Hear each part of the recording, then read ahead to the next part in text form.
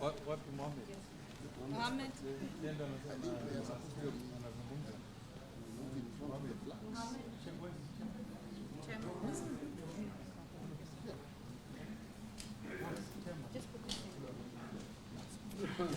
Go there. You know, I think just line up.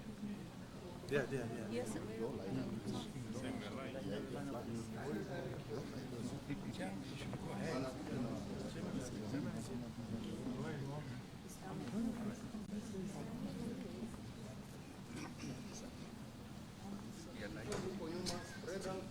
Waziri, I think you need to be next. That side, this side.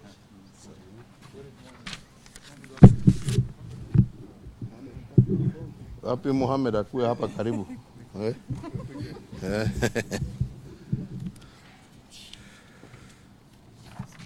Very good. Good afternoon, ladies and gentlemen. A short statement after a series of discussions that have been held between the government and the private sector, especially those who are involved in the milling industry. So, ladies and gentlemen, for the last 4 years, as all of you well know, our nation, our country, and indeed the entire Horn of Africa region at large has experienced unexpected low rainfalls. This has resulted in drought, poor harvests, and in some parts, complete crop failure. And this situation, unfortunately, has also been compounded by other issues. We have had the desert locust invasion of 2019, the effects of COVID-19 pandemic in 2020 and 2021, and also the disruptions in the supply chain of food and farm imports and fuel following the Ukraine-Russian war. As a result of all this, a number of vulnerable households in Kenya has increasingly and tremendously been affected, and the cost of basic food items has risen beyond the reach of many of our families. Faced with such a challenge, this moment requires us to act, and to act in unison in order to cushion the vulnerable in our society as we continue to work out how to find sustainable means of dealing with this emerging trend. This is what we did when the COVID pandemic ravaged our country beginning March of 2020. And today, and borrowing from our experience in managing these previous challenges, we are here to squarely address the question of cost of living. And in doing so, I want to focus on the ethical behavior practiced by the three key entities that have the duty of care for the people of this republic. First, we have our corporate citizens and their social and ethical practice. Entities like the maize millers who are with us today are some of them, and many others. The second is the political class, me being one of them, and the civic duty required of us. And the third is the government and the social responsibility that it is required to practice. I will address today the three key elements of civic responsibility as they relate in particular to the question of the price of unga in our country. And let me begin very honestly, because I think we must talk openly of a pattern that some of us have observed in our country. Indeed, every election in our country has attracted an unga crisis. And in fact, at times it seems to be engineered. A connection between unga and its high price and elections. There is an obvious trend between the manner the price of unga goes up and the tempo taken up during elections. But why do I say this? I say this because in July of 2012, months before the March 2013 election, the price of a packet of a 2-kilogram package of unga shot up from 70 shillings to 130 shillings. Therefore, making my administration, when it came into office, the first item we had to address was to intervene to bring down this price as an urgent priority.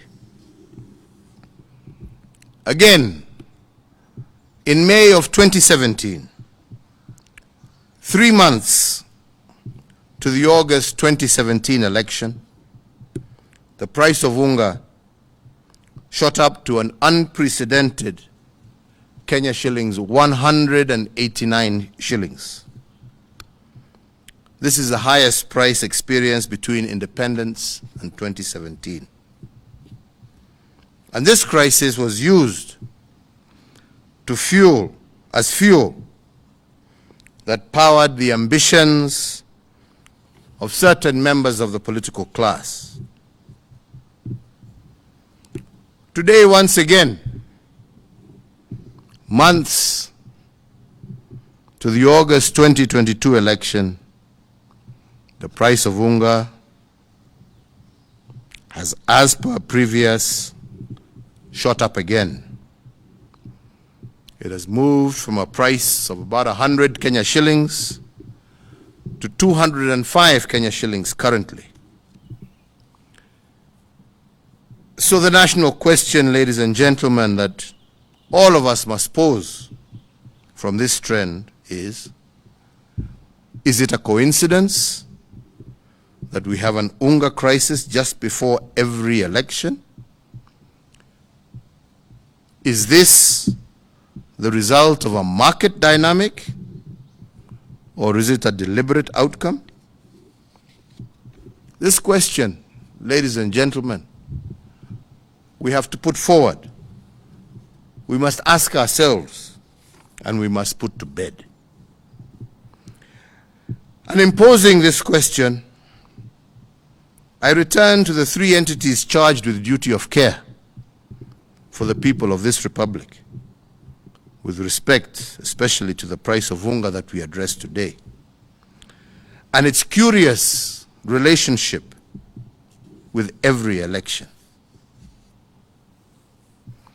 So today I ask our maize millers, like every single citizen of this republic, they have their rights and responsibilities as corporate citizens.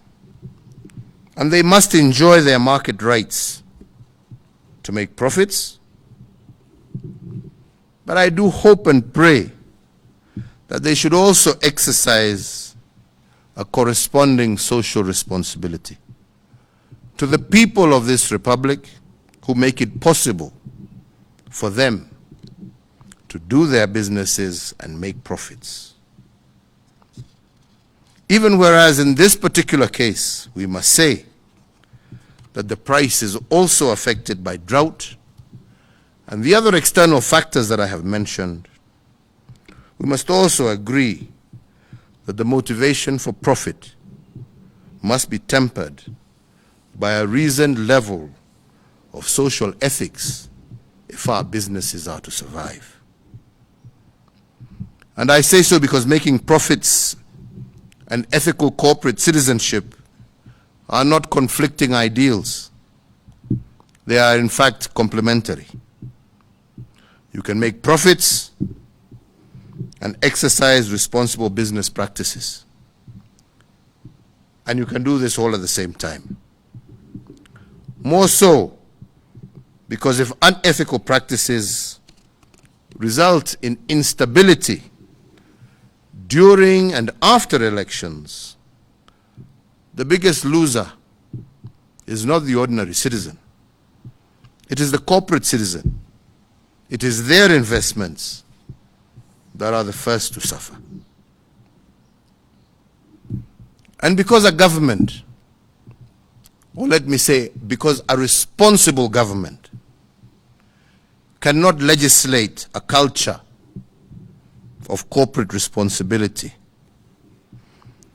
and neither can we police the social ethics of corporate citizens, I do request all of them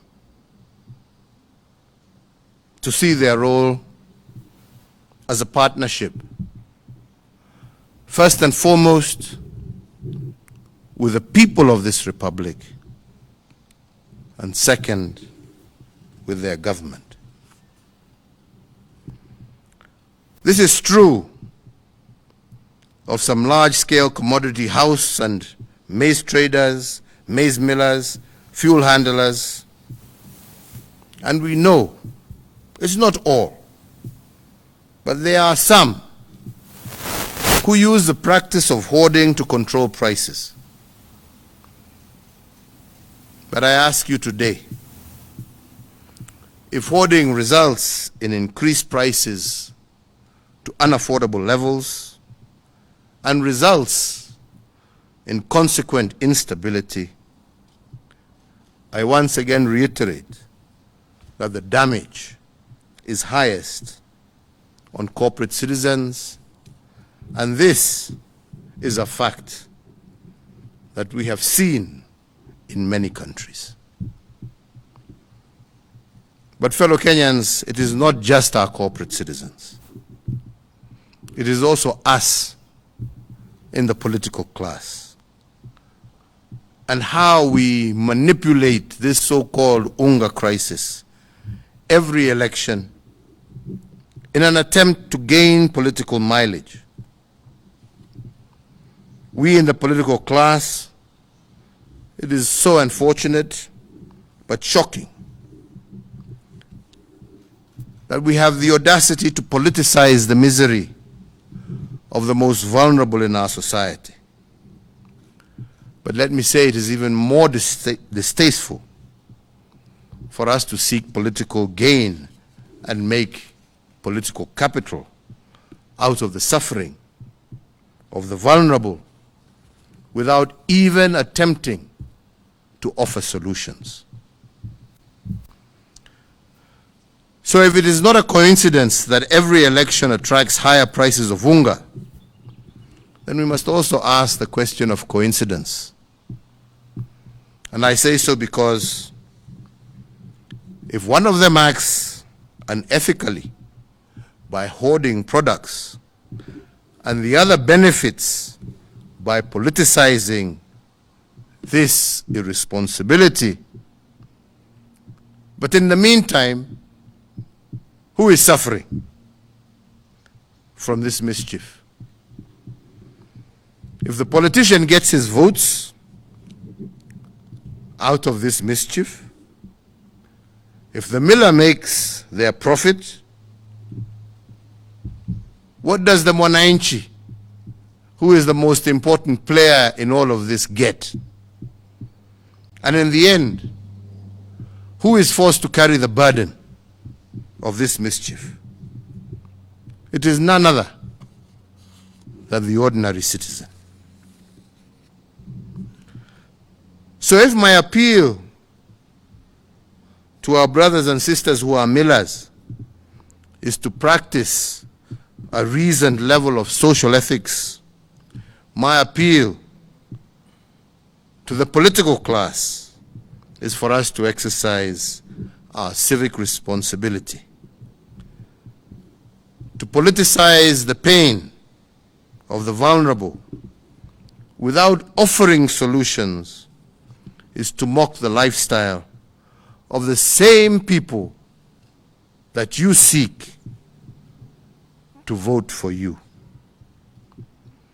The partnership between the corporate citizen and the political class has to be to the ultimate benefit of the people of our republic. And if it breeds misery, like the high price of maize every election, then it is the voter who has a duty to put an end to it. I come now finally to the government. The world over, government is meant to be a community of solution givers, not solution avoiders or problem moaners. And it is our mandate as the fourth administration of this republic to offer solutions to the needs of those who elected us and to cushion them whenever unexpected problems degenerate into a crisis.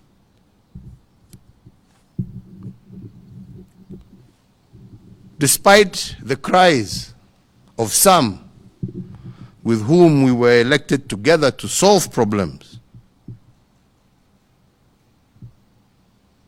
the record is very clear that the administration that I have led has done relentlessly, with or without elections, our duty. And why? It is because the mantra of my administration is that in the fog of a crisis, it is always our view to view the crisis not just as a danger, but to look for the opportunity that exists within that crisis. And we have cushioned our people from danger, but pointed out to them the underlying opportunity.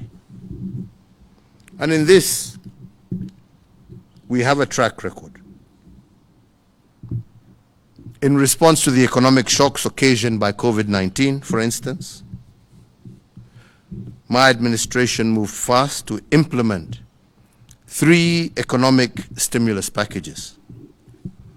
The first 2 packages were designed to ensure that our economy endured the shocks occasioned by the lockdown measures implemented in the early stages of the COVID-19 pandemic. The first stimulus package lowered various tax regimes, lowered the central bank rate, CBR, to 7.25 from 8.25, so as to prompt commercial banks to lower interest rates applicable to their borrowers, and thereby availing the much-needed affordable credit to micro, small, and medium-sized enterprises across our country. To support this, we also lowered the cash reserve ratio, and this unlocked cash amounting to some 35 billion shillings to commercial banks, and this stimulus package put an additional 176 billion back into the pockets of Kenyans. Additionally, because we tend to forget these things, we temporarily suspended the listing with credit reference bureaus of any person, micro, small, and medium enterprise, and corporate entity whose loan account had fallen overdue or was in arrears. The second stimulus package, whose tenet was the 8-point program, revitalized the productive sector by 56.6 billion Kenya shillings. One of the most celebrated initiatives of this package was the Kazi Mtaani, which was meant to cushion our young people from COVID-related unemployment. The program has so far gainfully engaged up to 1 million youths deployed in infrastructure improvements, in public hygiene, and it has created opportunities for young people to start new businesses. Having secured significant progress in the containment of COVID-19, in October of 2021, I announced a third economic stimulus package that was positioned to shift our focus from surviving COVID-19's social economic vagaries to building back better. The Kenya shilling 25 billion stimulus package was designed to accelerate the pace of our economic growth and to sustain the gains already made. The third economic stimulus package pushed the aggregate of our total stimulus to Kenya shillings 257 billion shillings. This package focused on the key productive service sectors that covered education, agriculture across all cash crops, health, energy, petroleum, drought response, infrastructure, financial inclusion, as well as environmental conservation. Ladies and gentlemen, whether we like it or not, whether we report it or not, no other country in our region or even in our continent implemented such a broad and robust economic response to COVID-19 and the need to turn tragedy into opportunities. And for those in doubt, there is testimony. The outcome of the interventions are manifest and vivid for all to see. A historic tax collection of Kenya shillings 2 trillion for the financial year 2021-2022, when everybody expected that there would be a massive downturn.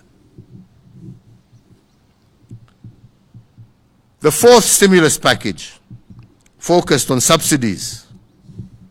The first one is the petroleum subsidy, to offer relief to household budgets. We have, over the last year, granted and maintained a fuel subsidy amounting to over 118 billion Kenya shillings.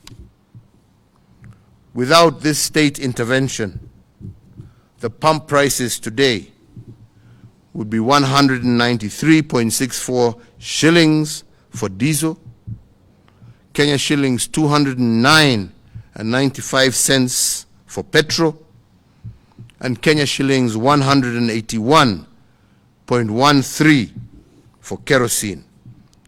And this is in Nairobi. The price would have been much higher the further inland you went. In fact, as a result of this model, we have set the pace for other countries in the region for the provision of fuel subsidy, which they never had, but have copied from us to see how they can cushion their own consumers from the high prices of fuel. The second set of subsidies was aimed at bolstering food production and my administration announced a 5 billion fertilizer subsidy program, which has reduced the cost of fertilizer from Kenya shillings 6,000 to an average of Kenya shillings 2,800. Earlier this month, the government also suspended fees and levies that include KEFIS and KEBS, testing fee, inspection fee, permit fee on all imported maize grain and raw materials for animal feeds for a period of 4 months with effect from 1st July 2022 to the 31st of October 2022. The fact that drought and other reasons beyond any human intervention should not be used to blame government. And so lastly, to build on this momentum, as well as being led by empathy and understanding and our desire to cushion our population from the rising cost of living, today my administration wishes to implement a 5th stimulus program focusing primarily on the Unga crisis. I note with regret and sadness the impact that it has had for a 2 kg pack of maize meal to remain out of the reach of many, as it currently retails at approximately 205 shillings. And as a consequence of this continued escalation in food prices, today we announce a fiscal measure focused on food subsidy as our 5th stimulus program, covering the supply and distribution of our nation's staple food, which is maize meal, across our country. My administration has been engaging for the last few days with all milling companies registered by the Agricultural Food Authority, and as a consequence issued a legal notice under the hand of the Cabinet Secretary for the National Treasury. And through this notice, and effective immediately, number 1, the Railway Development Levy on all imported maize shall stand suspended. Number 2, the Import Declaration Fee, IDF, on all imported maize is also hereby suspended.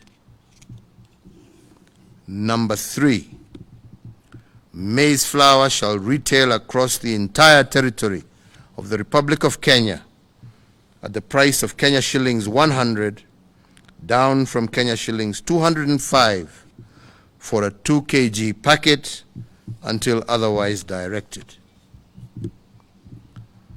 This program of a subsidy of approximately 105 shillings per 2 kg pack of maize meal is meant to lower the cost of living for vulnerable households as we look for a sustainable solution to the recurrent rising prices of unga every election.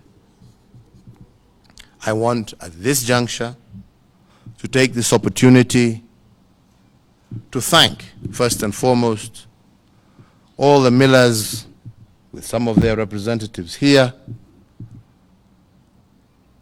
for being caring citizens, for understanding, and for realizing the need for us to work together in order to ensure that our citizens are able to live within their means.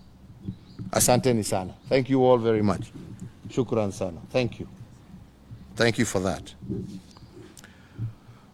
So, ladies and gentlemen, allow me to conclude by re-emphasizing the need for both corporate citizens, the political class, and government to exercise high civic responsibility.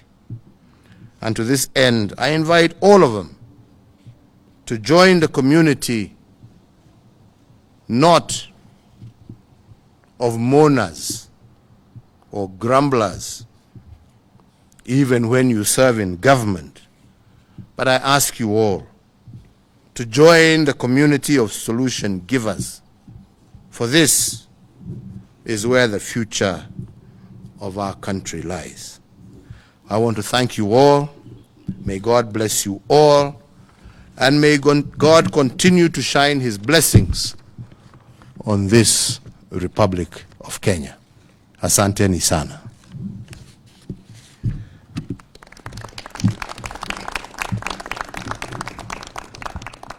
Sasa ningependa nichukue nafasi hii nimualike rafiki yetu ambaye ataongea kwa niaba ya wenzetu hawa wote Wakenya wetu wasafi ambao wamekubaliana tuungane pamoja, tushirikiane, kwa sababu nchi hii inatuhitaji sisi wote. Hakuna ambaye ataweza kukaa kwa amani kama sisi zote hatuna amani. Na ndipo nashukuru hawa wenzetu kwa sababu ya maono yao na vile wamekubali kushirikiana pamoja nasi, ndio tusaidie wananchi wetu ambao zote twajua wameumia zaidi, na wamekubali tushirikiane, tutafute suluhu ya sasa, wakati tunaendelea kutafuta suluhu ya kudumu. Na ndio nasema Kenya hii tukitaka kwenda mbele, njia ni mbili. Moja, umepatiwa nafasi ya kuhudumu, lakini badala ya kuhudumu kazi yako ni kulalamika. Mimi nashukuru wenzetu kwa sababu wamesema hawatalalamika, watakaa pamoja nasi, watusaidie kutafuta suluhu, na nimewashukuru sana. Bwana Mohamed, endelea. Asante sana.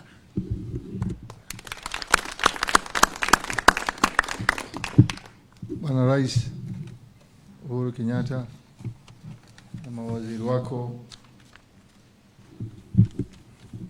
Bwana Yatani na Bwana Munye, kusema la kweli serikali imetukalisha kwa muda wa siku 4-5 hivi kuangalia suluhu ya kutafuta kushukisha bei ya chakula muhimu zaidi hapa kwetu. Na kama Bwana Rais alivyosema, serikali hii haijatulia mpaka leo. Ukiangalia vitu vyote Rais alivyovisema ni vitu ambavyo kwamba amevifanya kwa sababu roho yake yenyewe inawapenda nyinyi wa Kenya, si kwa sababu amelazimishwa na mtu afanye. Mtu huyo anaweza kusema tu si ndio bei, kwa hivyo lazima upigane tu, lakini amesema la, hebu njooni tukaeni pamoja tuangalie tunaweza kufanya kitu gani kumsaidia ule mwananchi wetu. Ndio katika siku hizi 5 nawaambia tunawashukuru sana mawaziri wako Bwana Rais. Wamekaa na sisi kama watu, hawakukaa na sisi kama sisi ni waovu. Wamekaa, wametueleza maoni yako na madhumuni yako ni kitu gani wataka kuwafanyia hawa wananchi wetu, na tukakaa pamoja kwa siku zote hizi na tukakubaliana sote. Millers wote wako hapa. Kenya hii ina millers karibu 150 mpaka 200 ambao kwamba wanafanya kazi ya kusagisha, lakini vyama vao viko hapa ambao kwamba wamekuwa represented na kukubaliana kwamba tufanye jambo hili pamoja. Na tuomba Mungu kama alivyosema Bwana Rais, Mungu atatubariki ndani yake. Asante sana Bwana Rais.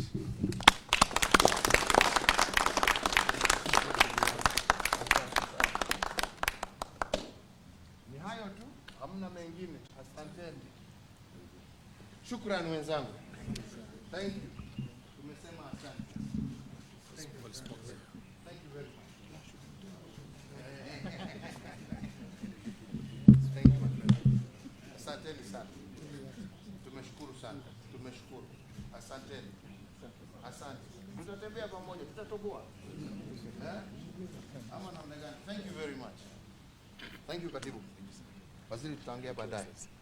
Mohamed, shukrani sana. Tumeshukuru. Asante. Thank you sir. Thank you much. Thank you. Asante. Yeah. You have big shoes to fill. Thank you very much, sir. Thank you. We will work with you. Support him. Yes, we are, for sure. Yeah? Yes. Yeah. Thank you very much. Support him. Support him. Yeah? Thank you very much. Asante sana. Thank you. Shukran sana.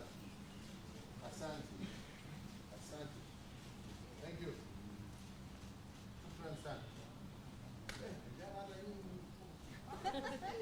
Wako mbele.